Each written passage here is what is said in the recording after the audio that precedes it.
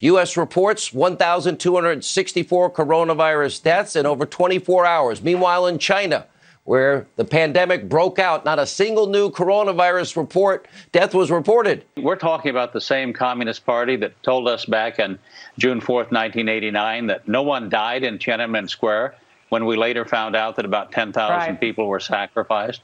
The same Communist Party that told us that no one died after the Great Leap Forward famine, when in fact 42.5 million people died. So I don't know why anyone would take numbers out of China seriously. What China did was lie to the entire world. If you look at that Southampton report, 95% of this would never happen had China been able to open up when President Trump wanted to send our scientists, our best doctors in to help contain it there. Or the World Health Organization in January saying that it wasn't contagious. That has become a real problem where thousands of people have died across the world because of China's lies. China knew about the virus as early as mid-December. We know that for a period of about 5 to 6 weeks, they hid the dangers from the rest of the world, even as Chinese citizens were flying around the world, seeding the world with the virus. If the Chinese had not lied and the World Health Organization had not lied, we would all have been 7 or 8 weeks faster, and we might have actually contained it in Wuhan. When China lies and people die, there have to be consequences. What should those consequences be?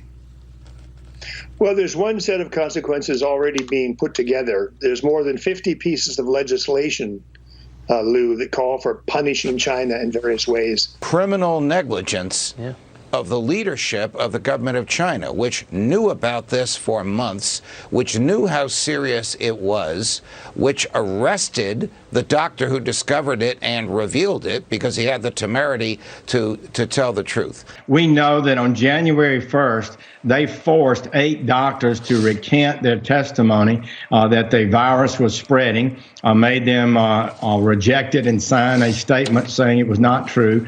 On January 14th, they told the world it did not go from human to human. One of the great lies and misstatements in history, I suppose. The U.S. and the world are calling on China's government to permanently shut down its wet markets, the nation's sidewalk slaughterhouses where live animals are sold and killed on the spot. I think they should shut down those things right away. The United Kingdom has become the latest in a growing list of nations receiving faulty medical supplies from China.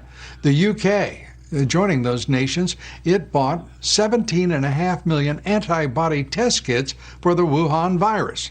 The country's coordinator for public health testing says the tests are unreliable outside of patients who are severely ill. Now, China has undertaken an effort over the last 15 years to sort of infiltrate and exert influence over international organizations at the UN and, of course, the World Health Organization.